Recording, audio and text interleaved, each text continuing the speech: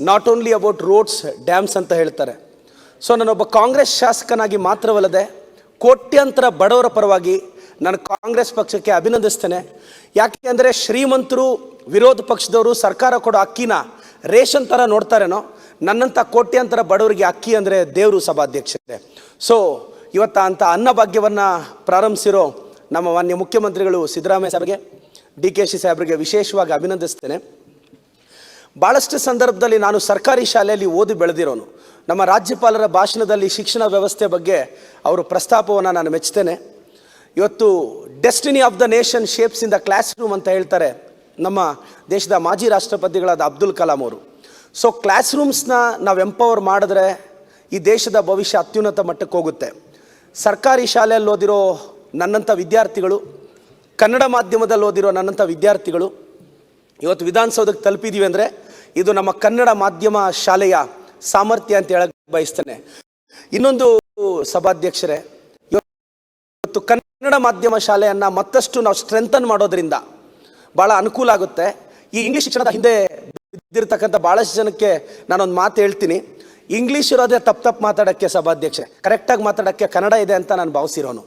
So ಕನ್ನಡನ ಕರೆಕ್ಟಾಗಿ ಮಾತಾಡಿದ್ರೆ ಈ ದೇಶವನ್ನು ಕಟ್ಟೋ ಕೆಲಸ ಆಗುತ್ತೆ. ಈಗ ನಾವು 50 ವರ್ಷ ತುಂಬುತ್ತಿದೆ ಮೈಸೂರು ರಾಜ್ಯ ಕರ್ನಾಟಕ ರಾಜ್ಯ ಆಗಿ. ನಾನು ಮತ್ತೊಂದು ವಿಚಾರ ತಮ್ಮಲ್ಲಿ ಹೇಳೋಕ್ಕೆ ಇಷ್ಟಪಡ್ತೀನಿ ಸಭಾಧ್ಯಕ್ಷರೇ. ಈ ನಾನು ಬಂದಿರೋ ವಿಧಾನಸಭಾ ಕ್ಷೇತ್ರ ಈ ದೇಶದಲ್ಲೇ 2 ಭಾರತ ರತ್ನ ಪ್ರಶಸ್ತಿ ಪಡೆದ ಜಿಲ್ಲೆ ನಂದು, ಪದ್ಮಶ್ರೀ ಪದ್ಮಭೂಷಣ 3 ಪಡೆದ ಜಿಲ್ಲೆ ನಂದು, ಕಾಲಜ್ಞಾನಿ ಕೈವಾರ ತಾತಯ್ಯನವರಿಗೆ ಜನ್ಮ ಕೊಟ್ಟ ಜಿಲ್ಲೆ ನನ್ನದು. ಅಂಥ ಚಿಕ್ಕಬಳ್ಳಾಪುರ ವಿಧಾನಸಭಾ ಕ್ಷೇತ್ರದಿಂದ ಬಂದಿದ್ದೀನಿ.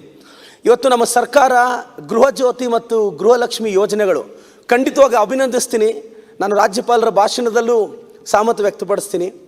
ಅಧ್ಯಕ್ಷರೇ, ಇವತ್ತು ಬಡವ್ರ ಕುಟುಂಬದಲ್ಲಿ ಇವತ್ತು ಕರೆಂಟ್ ಬಿಲ್ಲು ಜಾಸ್ತಿ ಬರುತ್ತೆ ಅನ್ನೋ ಕಾರಣಕ್ಕೆ ಬೇಗ ಲೈಟ್ ಆಫ್ ಮಾಡ್ತಾರೆ. ಇವತ್ತು ಮಕ್ಕಳು ಓದ್ತಾರೆ, ಪಾಪ ಲೇಟ್ ನೈಟ್ ಓದಬೇಕು ಅಂತಿರ್ತಾರೆ.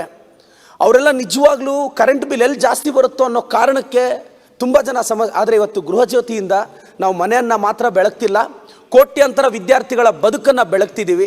ಇಂಥ ಒಂದು ಯೋಜನೆ ತಂದಿರೋ ಕಾಂಗ್ರೆಸ್ ಪಕ್ಷಕ್ಕೆ ನಾನು ಮತ್ತೊಮ್ಮೆ ಅಭಿನಂದಿಸ್ತೇನೆ ಸಭಾಧ್ಯಕ್ಷರೇ. ಇವತ್ತು ಪ್ರತಿ ಮನೆಯ ಗೃಹಿಣಿಗೆ 2,000 ರೂಪಾಯಿ. ಅಧ್ಯಕ್ಷರೇ, ನಾನು ಒಂದು ಹೊತ್ತಿನ ಊಟಕ್ಕೆ ಸ್ಟ್ರಗಲ್ ಮಾಡಿದವನು.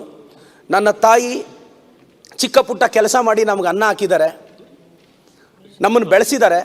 ಇವತ್ತೊಂದು ಮನೆಗೆ ಒಂದು 40-50 kg ಅಕ್ಕಿ ಒಂದು ಗೃಹಿಣಿಗೆ 2,000 ಬಂದರೆ ಕೋಟ್ಯಾಂತರ ಕುಟುಂಬಗಳು ನನಗೆ ಗೊತ್ತಿರೋ ಪ್ರಕಾರ ಅವ್ರ ಮಕ್ಕಳನ್ನ ಅವ್ರ ಬದುಕನ್ನು ರೂಪಿಸ್ಕೊಳ್ಳೋಕ್ಕೆ ಇದು ಅನುಕೂಲ ಆಗುತ್ತೆ ಸಭಾಧ್ಯಕ್ಷರೇ.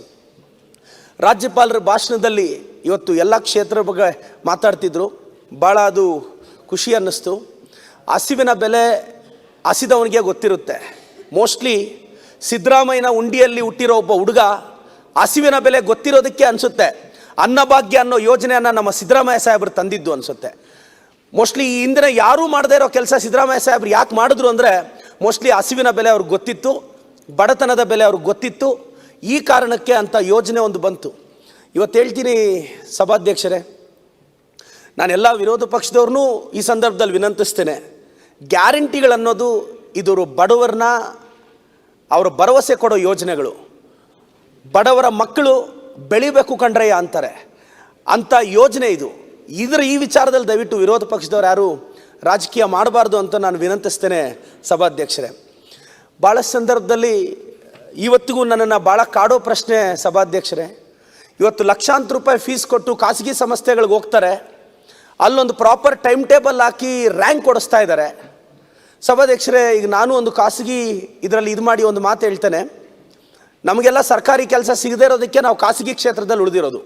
ಅಂದರೆ ಸರ್ಕಾರಿ ಶಾಲೆ ಮತ್ತು ಕಾಲೇಜಲ್ಲಿ ಪಾಠ ಮಾಡೋ ಟೀಚರ್ಸು ಪ್ರೈವೇಟ್ ಸ್ಕೂಲವ್ರಿಗಿಂತ ಬುದ್ಧಿವಂತರು. ಆದರೆ ಇವತ್ತು ಪ್ರಾಪರ್ ಇನ್ಫ್ರಾಸ್ಟ್ರಕ್ಚರ್ ಕೊಟ್ಟರು, ಟಾಪ್ ಟೀಚರ್ಸ್ ಇದ್ದರು, ಯಾಕೋ ಪ್ರೈವೇಟ್ ಸೆಕ್ಟರ್ ಜೊತೆ ಗೌರ್ಮೆಂಟ್ ಸೆಕ್ಟರು ಕಾಂಪೀಟ್ ಮಾಡೋದರಲ್ಲಿ ವಿಫಲ ಆಗ್ತಿದೆ. ಇನ್ನೊಂದು ಸಭಾಧ್ಯಕ್ಷರೇ, ನಾನು ಸರ್ಕಾರಿ ಶಾಲೆಯಲ್ಲಿ ಓದಿ ಬೆಳೆದಿರೋನು. ಸರ್ಕಾರಿ ಆಸ್ಪತ್ರೆ ಒಂದು ಭಾವುಕ ಘಟನೆ ಸಭಾಧ್ಯಕ್ಷರೇ. ಸರ್ಕಾರಿ ಆಸ್ಪತ್ರೆಯಲ್ಲಿ ಸೂಕ್ತ ಸಮಯಕ್ಕೆ ಚಿಕಿತ್ಸೆ ಸಿಗದೆ ನಾನು ನನ್ನ ತಂದೆ ತಾಯಿನ ಕಳ್ಕೊಂಡೆ ಚಿಕ್ಕ ವಯಸ್ಸಲ್ಲಿ. ಸೊ ಆ ಸರ್ಕಾರಿ ಆಸ್ಪತ್ರೆಗೆ ನನ್ನ ತಂದೆ ತಾಯಿ ತಲುಪಿದಾಗ ಇನ್ ಟೈಮ್ ಏನಾದರೂ ಟ್ರೀಟ್ಮೆಂಟ್ ಸಿಕ್ಕಿದಿದ್ರೆ ಖಂಡಿತವಾಗೂ ನನ್ನ ತಂದೆ ಅಥವಾ ತಾಯಿಯಲ್ಲಿ ಒಬ್ಬರನ್ನ ಕಾಪಾಡ್ಕೋಬೋದಾಗಿತ್ತು. ಸೊ ಈ ಸರ್ಕಾರಿ ಆಸ್ಪತ್ರೆಗಳನ್ನ ನಾವು ಮತ್ತಷ್ಟು ಸ್ಟ್ರೆಂಥನ್ ಮಾಡಬೇಕು, ಕ್ರಿಟಿಕಲ್ ಕೇರ್ನ ಡೆವಲಪ್ ಮಾಡೋ ಅವಶ್ಯಕತೆ ಇದೆ ಸಭಾಧ್ಯಕ್ಷರೇ. ಯಾಕೆಂದರೆ ಅಪ್ಪ ಅಮ್ಮನ ಕಳ್ಕೊಂಡಿರೋ ನೋವೇನು ಅಂತ ನನ್ನಂಥ ಅನಾಥ ಹುಡುಗನಿಗೆ ಗೊತ್ತು. ಇವತ್ತು ಎಷ್ಟೋ ಒಂದು ಎಮರ್ಜೆನ್ಸಿ, ಇವತ್ತು ಬೆಳಗ್ಗೆನೂ ನನ್ನ ಕಾನ್ಸ್ಟಿಟ್ಯೂನ್ಸಿಯಲ್ಲಿ ಒಂದು ಘಟನೆ ಆಗಿದೆ ಸಭಾಧ್ಯಕ್ಷರೇ. ಟ್ರ್ಯಾಕ್ಟರ್ ಓಡಿಸುವಾಗ ಒಂದು 7 ಮಂದಿ ಆಕ್ಸಿಡೆಂಟ್ ಆಗಿ ಕ್ರಿಟಿಕಲ್ ಕೇರ್ಗೆ ಬಂದಿದ್ದಾರೆ. ನಾನು ಬೆಳಗ್ಗೆ ಇಂಟರ್ಫಿಯರ್ ಆಗಿ ಅವ್ರನ್ನ ಬದುಕಿಸೋ ಪ್ರಯತ್ನ ಪಟ್ಟಿದ್ದೇವೆ ನಮ್ಮ ವೈದ್ಯರೆಲ್ಲ ಸೇರಿ. ಇದು ಯಾಕೆ ಹೇಳ್ತಿದ್ದೀನಿ ಅಂದರೆ, ಸರ್ಕಾರಿ ಶಾಲೆ, ಸರ್ಕಾರಿ ಆಸ್ಪತ್ರೆ ನಮ್ಮಂಥ ಕೋಟ್ಯಾಂತರ ಬಡವರಿಗೆ ದೇವಾಲಯ ಸಭಾಧ್ಯಕ್ಷರೇ. ಅಂಥ ದೇವಾಲಯಗಳನ್ನ ಕಾಪಾಡಿ ಉಳಿಸಿ ಬೆಳೆಸೋ ಪ್ರಯತ್ನ ಸರ್ಕಾರದ ಜವಾಬ್ದಾರಿಯಾಗುತ್ತೆ. ನನಗೆ ಇನ್ನೊಂದು ಭಾಳ ಒಂದು ಸಭಾಧ್ಯಕ್ಷರೇ, ಈ ಶಿಕ್ಷಣದ ವ್ಯವಸ್ಥೆ ಸ್ಟ್ರೆಂಥನ್ ಆದಾಗ ನಾವೇನು ಬೇಕಾದರೂ ಅಚೀವ್ ಮಾಡ್ಬೋದು. 1ರಿಂದ 10ನೇ ತರಗತಿ ಕನ್ನಡ ಮಾಧ್ಯಮದಲ್ಲಿ ಓದಿರೋ ವಿದ್ಯಾರ್ಥಿಗಳಿಗೆ ಇವತ್ತು ಸಭಾಧ್ಯಕ್ಷರು ಒಂದು MBBS ಸೀಟ್ ಹೊಡೆದ್ರೆ ವರ್ಷಕ್ಕೆ ಒಂದು 59,000 ಫೀಸ್ ಇರುತ್ತೆ. ಆದರೆ ಕೂಲಿ ಮಾಡೋರ ಮಗ ಇವತ್ತು ಸೀಟ್ ಹೊಡೆದ್ರೆ 59,000 ಕಟ್ಟೋದು ಭಾಳ ಕಷ್ಟ ಇದೆ. ನಾನು ಯಾಕೆ ಇದು ಹೇಳ್ತಿದ್ದೀನಿ ಅಂದರೆ ಸಭಾಧ್ಯಕ್ಷರೇ, 1ರಿಂದ 10ನೇ ತರಗತಿ ಕನ್ನಡ ಮಾಧ್ಯಮದಲ್ಲಿ ಓದಿರೋ ವಿದ್ಯಾರ್ಥಿಗಳು ಹೈಯರ್ ಸ್ಟಡೀಸ್ ಜವಾಬ್ದಾರಿಯನ್ನು ಸರ್ಕಾರ ತೆಗೆದುಕೊಂಡ್ರೆ ನಿಜವಾಗ್ಲೂ ಇದು ಕನ್ನಡ ಮಾಧ್ಯಮ ಶಾಲೆಯನ್ನು ಉಳಿಸೋ ಪ್ರಯತ್ನ ಆಗುತ್ತೆ.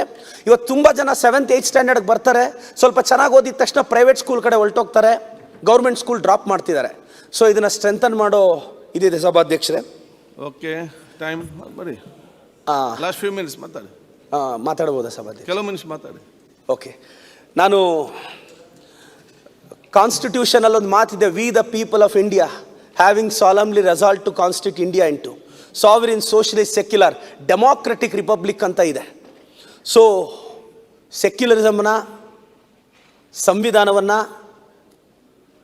100% ಫಾಲೋ ಮಾಡಿ ಬಡವರಿಗೆ ಸ್ಪಂದಿಸ್ತಿರ್ತಕ್ಕಂಥ ನಮ್ಮ ಮುಖ್ಯಮಂತ್ರಿಗಳು, ಉಪಮುಖ್ಯಮಂತ್ರಿಗಳನ್ನ ಮತ್ತೊಮ್ಮೆ ಅಭಿನಂದಿಸ್ತಾ, ನನ್ನಂಥ ಹುಡುಗನಿಗೆ ವಿಧಾನಸೌಧ ಪ್ರವೇಶ ಮಾಡೋಕ್ಕೆ ಅವಕಾಶ ಕೊಟ್ಟಂಥ ನನ್ನ ಚಿಕ್ಕಬಳ್ಳಾಪುರ ಜನತೆಯನ್ನು ಪ್ರತಿಯೊಬ್ಬರಿಗೂ ನಾನು ಕೃತಜ್ಞತೆ ಹೇಳ್ತಾ, ನನ್ನೆಲ್ಲ ಸಹೋದ್ಯೋಗಿಗಳನ್ನು ಮಾರ್ಗದರ್ಶನವನ್ನು ಕೋರ್ತಾ, ನಿಮ್ಮ ಮಾರ್ಗದರ್ಶನವನ್ನು ಕೋರ್ತಾ ಮತ್ತೊಮ್ಮೆ ಮಗದೊಮ್ಮೆ ಸಂಬಂಧಪಟ್ಟ ಸಚಿವರಿಗೆ ನಾನು ವಿನಂತಿಸ್ತೇನೆ, ನಮ್ಮಂಥ ಬಡವರ ದೇವಾಲಯ ಸರ್ಕಾರಿ ಶಾಲೆ, ಸರ್ಕಾರಿ ಆಸ್ಪತ್ರೆಯನ್ನು ಮತ್ತಷ್ಟು ಬೆಳೆಸೋ ಪ್ರಯತ್ನ ಎಲ್ಲರೂ ಮಾಡಬೇಕು ಅಂತ ವಿನಂತಿಸ್ತೇನೆ.